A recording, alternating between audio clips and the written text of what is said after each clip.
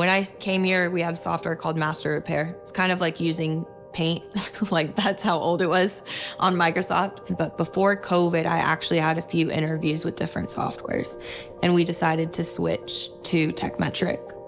And Tekmetric truly did change our lives. I can integrate all data for my guys. Customers love it.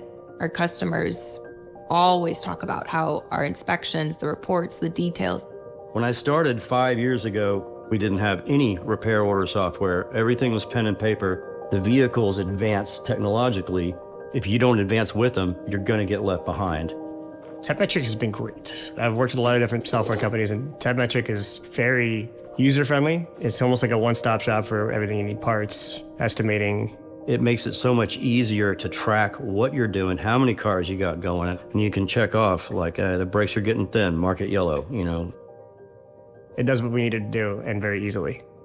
The other thing about Tekmetric is that my dad learned how to use it, and he'll review certain tickets, and he'll come in the morning and he'll be able to bring it up to the guys. If he can use it and I can use it, that means that all levels can use it. It's not that hard. It's a new generation, new technology. You know, I mean, like, listen, business will grow if people bring new ideas. We will try new ideas and we build on it.